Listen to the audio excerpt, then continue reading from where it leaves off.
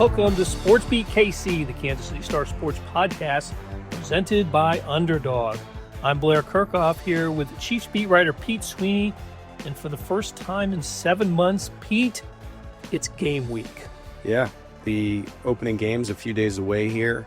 I think over the recent years, we've gotten really used to the Chiefs just deciding to play on random days. A little bit less this year than last year, but it does start with a random day on Friday night from Sao Paulo, Brazil. And I think what has been a theme this week is a lot of these players and coaches just talking about the uniqueness and the challenges that come with having to play in Brazil.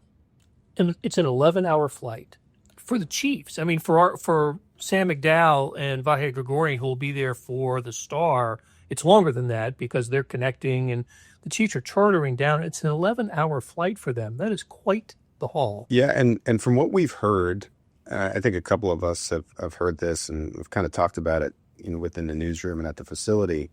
There's a little bit of an advantage difference between the home and away team, where the Chargers they're giving up their LA game, which, by the way, I'm sure the LA contingent of Chiefs fans not thrilled about that with how many red jerseys are there, but they're giving up their home game. But there's an advantage on the ground where their hotel and bus ride will be a lot closer than the Chiefs, even though it's not so far away. Our understanding is because of the congestion, it'll take quite a while, even on game day. I mean, they're going down on Wednesday, but this is like Friday. It'll take a while for the Chiefs to get there, an hour or 2 hours, whereas it seems like a quicker trip for the Chargers. And so, interesting. I mean, the NFL wants to continue to expand, and I think you understand that, but I think sometimes when you see the logistics of this stuff, you wonder if the juice is worth the squeeze, so to speak, I think. You can't have a game farther away from a U.S. city than where the Chiefs and Chargers are playing on Friday. Right.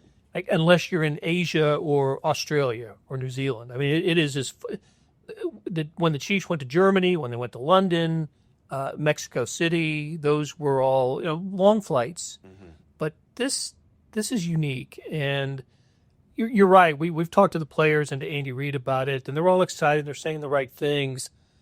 I think when they get back, especially if it doesn't turn out well for them, when they get back, we'll maybe get a little different story. An 11-hour flight to come home, after playing a game, that is a big ask. And you think about the team that loses. I mean, this game is, if you look at the odds, it's within under a touchdown. So, either team reasonably, no Chiefs fan wants to hear this, but either team reasonably could win or lose. And now you're flying back, probably longer for the Chargers if they lead. And that's a miserable flight back. It's a lot easier to fly back with all these hours when you're coming back with a victory. And before we get into anything else, Blair, I think this is a good time to say is, Blair and I won't be in Brazil. We're leaving that to Sam and Vahe. We'll be at KC Beer Cove for a subscriber watch party. I think we're going to stick around for the beginning of it. We'll have a Q&A. And so please come and hang out with us if you want to check that out. Absolutely. Come and join us. I think it's $15 and you get some good stuff for that price. Yeah. So this is Chiefs season number 66, number 63 in Kansas City. It's number 13 for Andy Reid. Number 13 for Travis Kelce. It's Patrick Mahomes' 9th season, his 8th as a starter, and they're opening it in Brazil. Before we talk about the game itself, I wanted to go back to last week in the roster cut to 53, and we made our predictions. Everybody makes their predictions. We missed a couple. As did everybody, but what surprised you most about what the Chiefs did last week? Well, I think there's some minor surprises. I think the biggest surprise to all of us when you glance at the roster is seeing 8 receivers. A little bit of a different reason for Kansas City. It wasn't necessarily that they wanted 8 receivers on an initial roster. This was more of a procedural thing. We had mentioned that was a possibility as we talked about the projection where, you could have a Robert Tonyan who is a vested veteran. You cut him and he's not subject to waivers and claims. And so it seemed like there was a little bit of a procedural move to cut Tonyan for a day because the Chiefs knew that the Rashee Rice suspension was coming very shortly after the cut down. He's certainly not cutting Rice or not doing anything crazy like that. And so Rice very quickly goes to the suspended list. Tunyon comes back onto the 53-man roster. Well deserved, by the way, after the training camp and preseason that he had, and even earned a nickname from Travis Kelce, Big Bob, which seems like something that they are talking about behind the scenes. But I also think what plays into keeping 8 receivers was just this idea that you're not going to probably have Jalen Royals for this first game. So 8 becomes 6 very quickly. And to me, I don't know, that, again, not so surprising, but like that was pretty glaring when you see 8 receivers on an initial roster. It really was. They've never kept as many as 8. Right. But you're right, because we got the news in the following days that Rashee Rice and the NFL had come to an agreement on the length of the suspension and the time it would be served, which is 6 games at the beginning of the season. So that means he's not going to be available until mid-October. The wide receiver room, again, without likely Jalen Royals, now includes Xavier Worthy, Hollywood Brown, Juju Smith-Schuster, Tyquan Thornton, Jason Brownlee, Nico Remigio. I find this funny a little bit in terms of like fantasy football. The Chiefs have a couple of these, like they call them in fantasy football, touchdown vultures on the team now, and Noah Gray is one of them. If you're like a Pacheco guy, sometimes they put Kareem Hunt in, and you're just like, what? And now Jason Brownlee, very quietly, could be that guy where maybe you have Patrick or Bones is a different one, but maybe you have Xavier Worthy or Hollywood Brown in your roster, and all of a sudden they're just like, no, let's throw it up to the big man, Jason Brownlee. Very interesting to keep him. I thought for a long time within this wide receiver room, it was a choice between Brownlee and Remigio, and I think it's weird to say this, but I think it's more quiet volumes that they said we don't want to lose Brownlee and we don't want to lose Remigio. 2 guys that probably won't see a ton of offensive snaps, but the value was high enough that the Chiefs and Brett Veach said, no, we don't want to lose either of these guys. That made me wonder how much Brownlee's touchdown catch against the Cardinals in the first preseason game helped solidify his spot on the team. It looked so good, and that back shoulder reception from 1 yard out was a real highlight play of the preseason games for the Chiefs. And with Remigio, every time Dave Tope speaks, it's in this definitive form. Remigio is our punt returner and our kickoff return guy. And even though he doesn't have the great speed, he seems to be the most trustworthy back there. We had a sit down with Brett Veach, and Blair, you might agree with me in this. I love when we have these sit downs with him because I feel like, and this is just Brett Veach, I guess, but this is anyone. It just feels like he's more comfortable talking with us.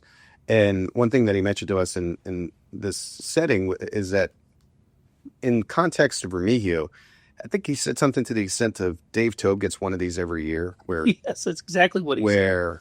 Where Dave Tobe pushed for this guy. We knew he would be pushing for this guy.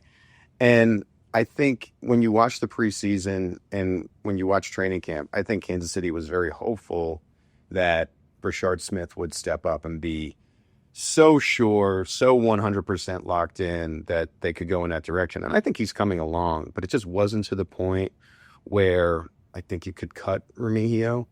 And what helped Remigio too is not only Dave Tope, it's like Remigio's his son, but I think the kickoff rule changing was very big because Kansas City's really prioritizing that.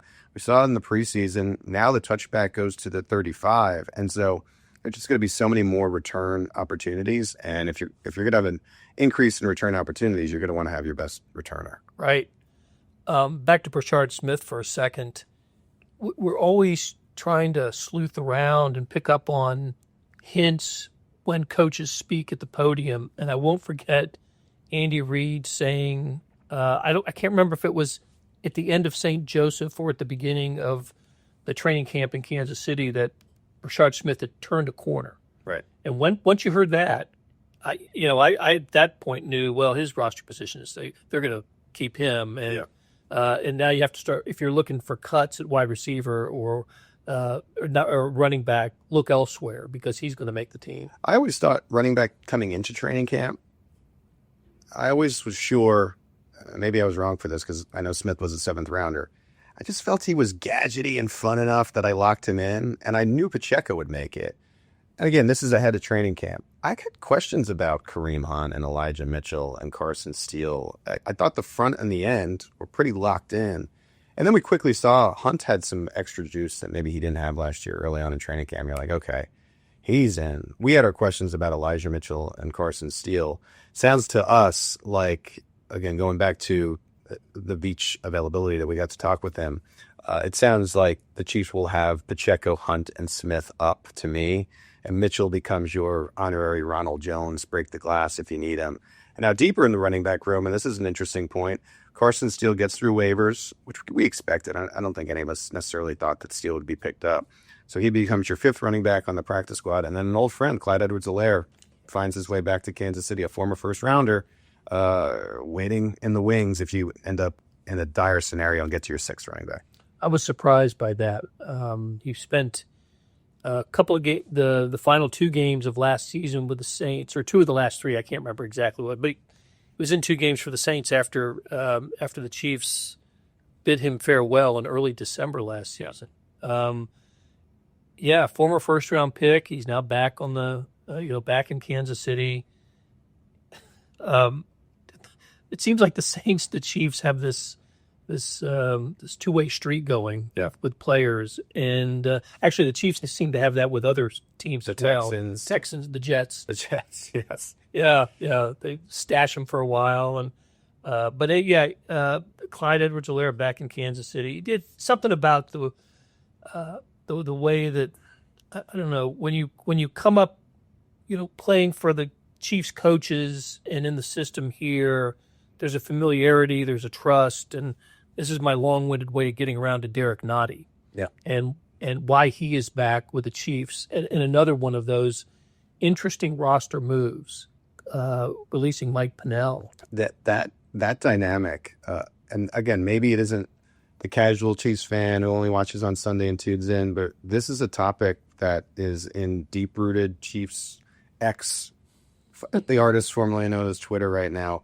where a lot of people are wondering what happened. And there's some oddness to this. I think if you're just trying to look for a one-liner explainer, I think the Chiefs want to be younger at defensive tackle, and Mike Pennell is an older player. But not bringing him back on the practice squad was surprising to me. And then, I mentioned this to you guys, and this is coming from Pete Sweeney. This isn't really touching base with Mike or his people or anything. He chose the Cincinnati Bengals. If you're looking to maybe stick it to the Chiefs, and who knows if this is real or whatever, I mean, you're choosing Baltimore, Buffalo, or Cincinnati. Those are the 3 teams you're probably looking at. At this point, even a division team wouldn't matter as much as the teams we just mentioned. And so ends up on the Bengals practice squad, and we'll see if he is eventually elevated to be a run stuffer for them. I always think there's something to players when they're released by the Chiefs, ending up at a rival or a team with a little bit more of a purpose when it comes to playing the Chiefs, if for no other reason to get as much playbook information as possible. Mm-hmm. Let's see, what were you guys doing over there? What what was your what did Spags have you doing on this? And of course, that's just kind of common practice in the NFL, but it shouldn't be surprising that he ends up on something of a rival team. Yeah, we saw the same exact thing with Orlando Brown, and I think Orlando Brown was a little bit hard pressed to find someone that was going to pay him what he wanted, but same type of thing. You're just like, okay, Cincinnati, all right. I mean, they've been right there. I know, they missed the playoffs last year. They made an adjustment in the preseason to play a little bit more of their starters to try to get off to a better start. That has been the Cincinnati Achilles heel, where they just have had these slow starts, 0-2, 1-4. So, they really. So we'll see what Pennell does in Cincy. Speaking of Blair, the tips that you get from former players, Christian Fulton this week. Steve Spagnuolo said he went right up to Christian Fulton to ask about the Chargers. Played for the Chargers last year, was part of the worst play of the season for Kansas City. Coney intercepted that pass, and it led to the disaster with Rashee Rice and Patrick Mahomes But I thought what was unique about the 53, just kind of segueing to the defensive backs, is that you end up with a bunch of cornerbacks, 6 cornerbacks, including Josh Williams, who we had written off. Najee Johnson going to IR, I think, helped him, but only 3 safeties on his initial roster. And one in Shamari Connor that you mainly play as a cornerback. Yep. So it feels a little light in the safety room, but it's unique. They kept 26 offensive players and then just a 24 defensive. So safety is a slight position of concern for me, but let's do this. Let's stop looking back. We'll start looking ahead after this break. Take a swing at picking sports this baseball season with Underdog. Playing on their app is as easy as choosing higher or lower on players' stats. Get them right, and you could win up to 1,000 times your money. Sign up today using promo code KCSTAR to get a gimme pick as a part of your first cash entry, plus up to $1,000 in bonus credits when you deposit. Must be 18 plus and present in a state where Underdog Fantasy operates. Terms apply. Concerned with your play? Call 1-800-GAMBLER or visit www.ncpgambling.org. We are back on SportsBeat KC, the Kansas City Star Sports podcast, with Chiefs beat writer Pete Sweeney. I'm Blair Kirchhoff. Pete, we've looked back on the Chiefs and what they did with the roster. Let's look ahead to the game on Friday against the LA Chargers in Brazil and the rest of the season. Before we went to the break, you had mentioned what their secondary and what's going on. I'm a little concerned about the safety position, not just because of the numbers, but this is the first time in quite a while they don't have that sort of alpha dog player back there. They don't have Eric Berry. They don't have Tyrann Mathieu. They don't have Justin Reed. Listen, those guys, they change their positions a little. You call them a free or a strong safety, but whatever the case, they were sort of the captains of the defensive backfield, and that person's not there.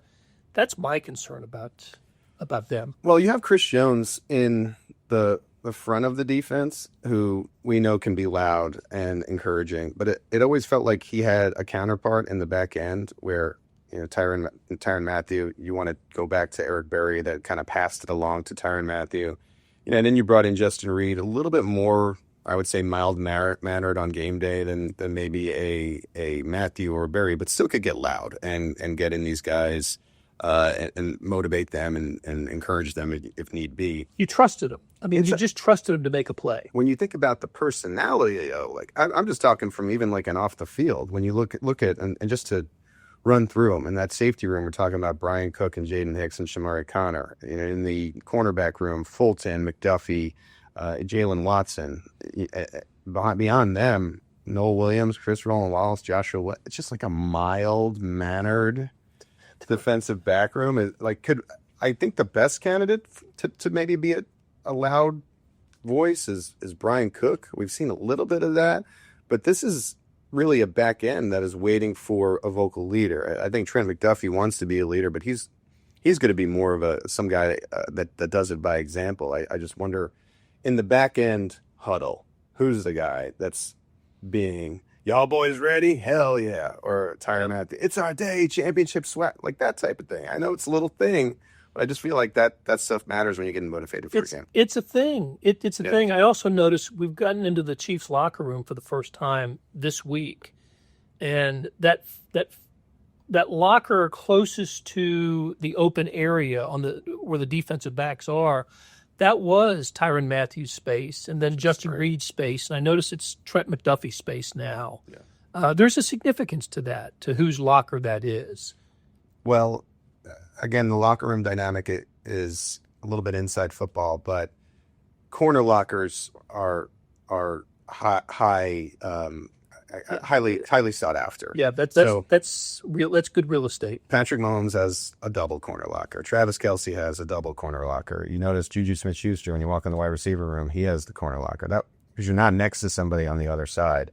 And so this one has a lot of open space even next to that. And so, yeah, it's little things, but it does identify, like Isiah Pacheco is another one. It does identify players that have really earned, all right, this guy's really important to us winning football games. And so Yeah, I mean, I think if you had to choose a leader at a defensive back room, you probably go with the two-time All-Pro. But it's just a little bit of a different feel when they don't, to me, necessarily have that Barry Matthew Reed fire. It's going to be a little bit different. I say this about the safeties in the secondary, but I think my bigger concern on defense is at tackle. And we touched on Derek Nottie in the previous segment, but I just can't get out of my head the performance of the Chiefs in that second preseason game against the Seahawks when Mike Pennell and Jerry Tillery were the starters and the Seahawks just, went up and down the field. Now,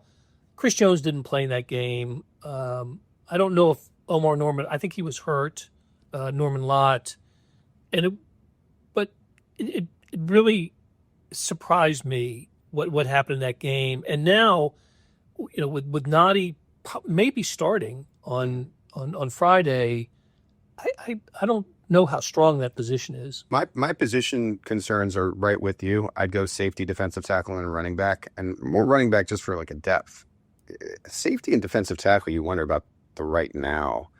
And I think, and again, you always say this, like you're never rooting for injuries if you're a fan. I think a huge break for Kansas City is that Rashawn Slater went down. Yes.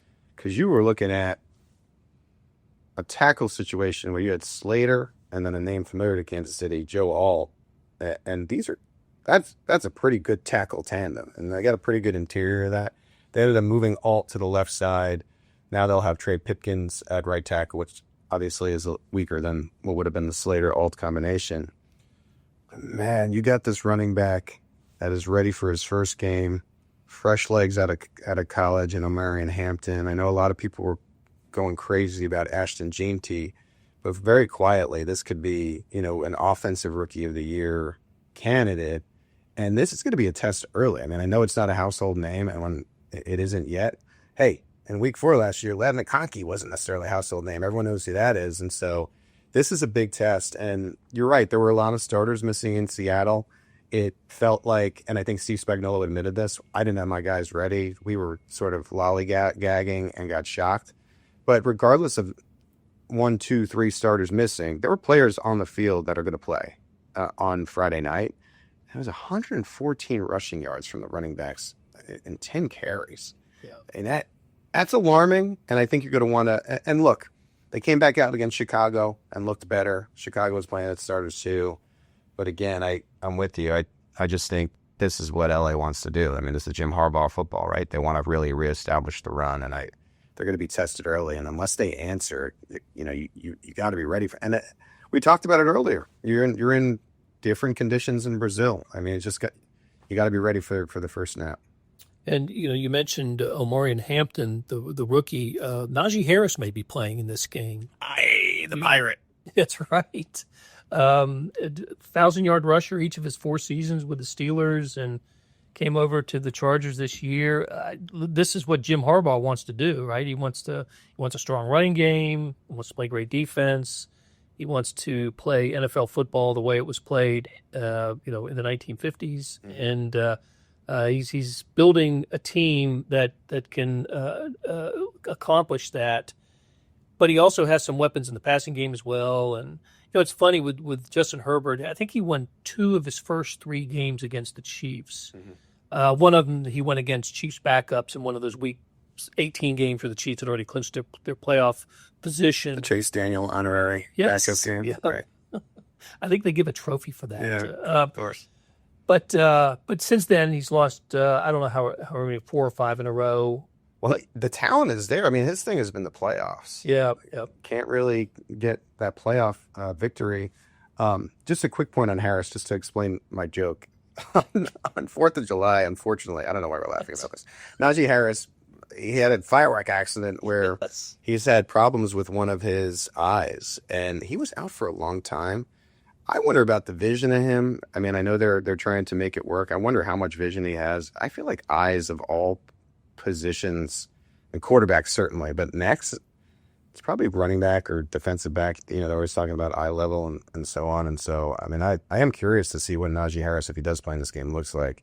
Hampton to me is the one to watch. And then I wrote about this yesterday. They're going to be trying to find Ladd McConkey. Yeah, speaking of eyes, that's what Steve Spagnuolo said yesterday with the question you asked him about McConkey and how you need 22 eyes on him. Number 22 is important, Right. Not the uniform number 22, but Right.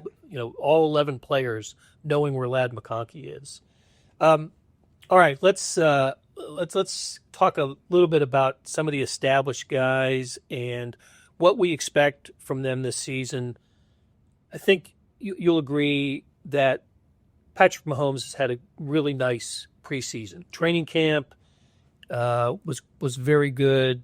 The preseason games, I think he was the quarterback for 4 possessions, touchdowns on 3 of them, and a field goal on the 4th. Of course, one of them was just a short field after a fumbled kickoff. But anyway, did what he could do, almost maximize his the possessions there. I'm thinking it's going to be a better year for him statistically than it has been the previous 2 years. Barring health, and what you always have to say, because the Chiefs were unlucky with that last year, it has to be. You think about it, I always try to go back to, because everyone has seen this clip, do we have time to run Wasp? Teams haven't had time to run Wasp in about 3 years. Right. So they would never have run Wasp Yeah. since 2022. if the protection is there and you actually give Mahomes time, where he's human, I know we hate to admit that, he gets happy feet if he feels unprotected at the beginning of the games. I thought the biggest thing that happened in preseason game 3 of all the good stuff was Kingsley Suamata'ia's performance, because I just think that is a key. Josh Simmons has went from question very quickly to answer to exclamation point answer. And so the only concern I think the Chiefs even have right now is, can Suamataia repeat a performance that he had in preseason game 3? And so you're coming off that. If Mahomes has the protection, even without Rashee Rice, you just think about the weapons. Pacheco looks like he has more juice. Travis Kelce does look like he's moving a little bit closer to where he was than maybe what we saw last year. Xavier Worthy is ready to take a step. You have Hollywood Brown, right? Naturally, the numbers should go up. The last time he had more than 5,000 yards was 2022, which we just talked about. Then you follow it up with 4,100, 3,900. It has to be better than those two numbers in 23 and 24. All right, so let's set some over-unders. How about Patrick Mahomes' touchdown passes this year? What should be the over-under? What would Vegas establish as the over-under to get the money on both sides? He's had 20, is it 27 and 26 or 26 and 27 each of the last 2 years? Right. We just talked about the big drop-off. 22 was 41, which is a nice number. I know this is a player who had MVP who year had for him. 50. Yeah. Then went 27 and 26. I think if you're looking at the last 2 years, just from what we're talking about, Blair, let's call that 26 and a half. That's right in the median. I think you got to add 5 touchdowns to that for me. So I'd say 31 and a half feels good. I don't have the exact over-unders. I know there's numbers out there, like if you go to your books, but I'd be surprised if that number isn't closer, because even before the 41, if you're looking at the stretch from 20 to 22, 38, 37, 41. So I'm giving him the benefit of the doubt. I'm giving Brett Veach the benefit of the doubt. I think they've done enough to add 5 to what the average has been the past 2 years. Yeah, and I think the wide receiver room is stronger. I was going to ask you about the wide receivers and who you think the leading wide receiver is going to be in terms of catches and yards, because it's been a different player each of the last 3 years, Right. because of since Tyreek Hill, right? So each of the last 4 years, with Hill being starting that list, it was Juju Smith-Schuster in 22, Rashee Rice in 23, and of course Xavier Worthy last year. Who among the Chiefs becomes the leading wide receiver? I think the obvious answer is Xavier Worthy because of the 6-game suspension. I mean, it would have certainly been Rashee Rice. So now you're spotting Worthy 6 games to have production. Like, what are his numbers after that stretch when he's going to be one of the primary targets? I mean, you're looking probably between 300 and 500 yards, I would guess. The funny thing about Rice, though, is if you really take the 3 games at the beginning of last year, I mean, he was producing at an unbelievable clip. Yes, yeah. I took those 3 games for an article. I can't remember if it was the old place or here, because my memory is getting at me. But if you stretched those 3 games of production over 17 games, that would have been over 1,600 yards and 11 touchdowns. And so I think he has an outside chance. Playing 11 games as opposed to Xavier Worthy's 17 is what gets me. And I think the safe answer is Worthy. But, man, don't be surprised if Rice has a couple explosive games when he gets back, and it's a lot closer than you think, when you get to week 9, week 10. Does Isiah Pacheco rush for 1,000 yards? The safe answer for him is no, because he runs so hard that he's going to get himself injured at a certain point and miss a stretch of games. And he never has. He hasn't. Here's what's on his side. I mean, the durability should be theoretically better. He revealed to us during training camp that he put on a little bit of extra weight. And I mean, that was an intentional thing to try to have a little bit more when you are getting viciously tackled. I don't know if it was a good sign that I saw him run face first into a garbage cannon wall at Arrowhead, not being able to stop. That's right. I don't, but it is a contract year for him. I do not think the Chiefs are going to want to retain Isiah Pacheco. They were in the hunt for maybe a running back in the draft. Didn't work out with where they ended up picking. I know that a lot of people were eyeing that Jeff Bassa spot for what could have been a running back. Didn't go in that direction. It's tough to pay a running back unless they're the CMC, Derrick Henry, Saquon level. And I like Isiah Pacheco a lot. He just is not there. And so I do think this is a very motivating year for him for a lot of reasons. And so, God, I want to say yes, but I really think the safe answer is no. He's gone 830, 935, and then 310 with the injury last year. It's just tough for me to think he can stay on the field for a full season. I feel similarly, unfortunately, about Hollywood Brown. It's hard to think that they're going to play more than 14 games. Does Travis Kelce get 90 receptions? I think Travis Kelce, this is so bizarre to say, I think he's under the radar in terms of on-field production. Like, you have to. There's a big asterisk here, because everyone is watching him, and I think there's I listen to a lot of national podcasts, both in the actual football and the fantasy football realm. I enjoy fantasy football. This is my fandom that this is what I do with my friends. But I think he's under the radar. I think people saw the Super Bowl, and I think people saw maybe his sideline demeanor last year. A clip here and there. He was heavier last year. I mean, you could tell he was beefed up a little bit, and I think he's really motivated to not go out like that. I think he could get to 90 receptions, but I think he has an 1,000-yard season. And then I think what'll be interesting for a player again who's so on the radar, but I think under the radar thing, what if he does rip off 90 receptions for 1,100 yards? Are we still talking about him being done for sure? That's a great question. You know what I mean? That becomes part of the narrative toward the end of the season if he's having the big numbers here. He was at 97 last year, and we thought it was as you mentioned, a down year for him. I have a very interesting theory about Kelce, because let's say he has a resurgent year and is a lot closer to what we saw, again, 21-22. That was 1,100 yards, 1,300 yards. So let's say, for argument's sake, he gets to 85, 90 receptions, and let's even say maybe 1,050 yards. Now you're suddenly very close to Tony G, too. Yep. And if you're feeling good, Chiefs have gone far. Maybe they win the championship again. That's hard for us to tell. I don't know. Could there be another team-friendly deal that he says, I can't give it up now. I don't want to miss more championships.